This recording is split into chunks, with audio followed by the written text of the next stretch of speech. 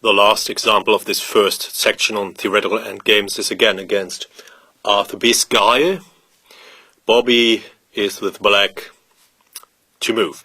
He has a strong extra protected passed pawn on h3, but the problem is that there are no direct roads to invade this guy's fortress. What did Bobby play? Black to move and win. Bishop takes e4. Opening roads is more important than the bishop. And of course, this also creates the additional passed e-pawn.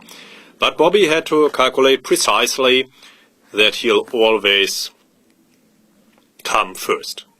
Okay, I don't think this is right. After bishop c6, he could even take here to stop any possible counterplay. Yeah, and now white can take the king side pawns, but this doesn't help. Black's king comes to d2, and then e or c pawn will queen, and it's over.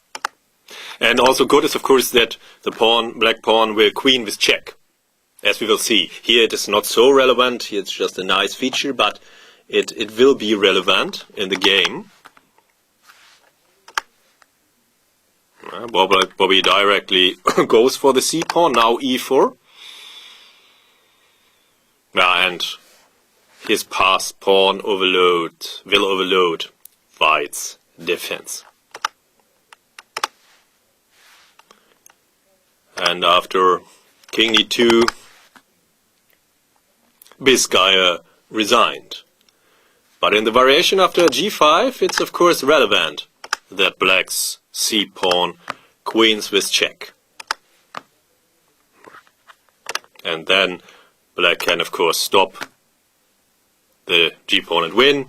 And after bishop g2, black's pawns will win anyway, of course, as they cannot be stopped on one and the same diagonal. The bishop is overloaded and cannot stop both of them.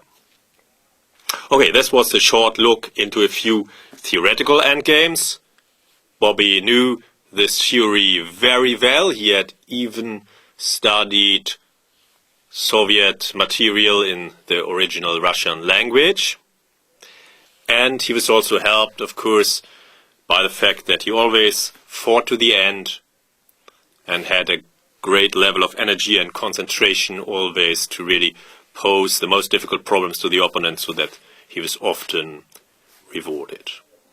In the next section on rook endings, I will of course also deal with a few theoretical rook endings first.